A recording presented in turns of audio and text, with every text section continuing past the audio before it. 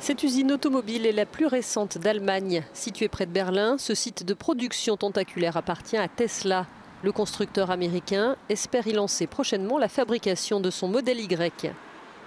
Mais la compagnie risque d'être confrontée aux problèmes qui touchent déjà durement les entreprises allemandes. Des chaînes d'approvisionnement mondiales perturbées ralentissent la production. Les précisions du responsable du commerce international à la Chambre de commerce allemande.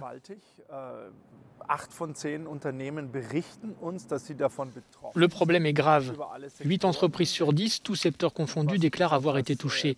Et ce qui est particulièrement problématique, c'est que près de 50% de toutes les entreprises disent qu'en raison des goulets d'étranglement dans la livraison de matériaux importants, matières premières, produits industriels, elles ont dû refuser des contrats ou ralentir la production.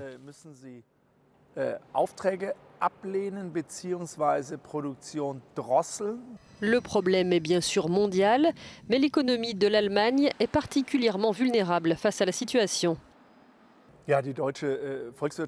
L'économie allemande est connectée au niveau international comme aucune autre économie nationale de taille similaire. Nos exportations représentent environ 50% du produit national brut.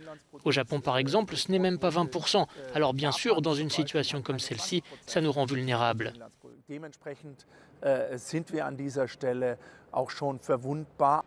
L'économie allemande est considérée comme un des principaux moteurs de l'Europe.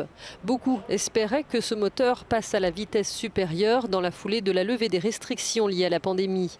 Mais les difficultés dans la chaîne d'approvisionnement ont enrayé l'engrenage. Les goulets d'étranglement en matière de livraison constituent un problème pour la reprise. Nous sommes en phase de reprise, mais elle est nettement plus lente que ce qu'elle aurait pu être.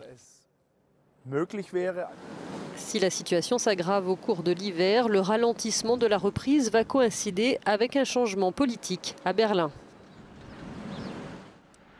La production industrielle et les exportations sont extrêmement importantes pour l'économie allemande. Et si les chaînes d'approvisionnement restent perturbées, cela pourrait menacer l'ensemble de l'économie. Et cela se produit alors qu'un nouveau gouvernement doit s'installer très prochainement. This is Jonah Kalgren, Euronews, Berlin.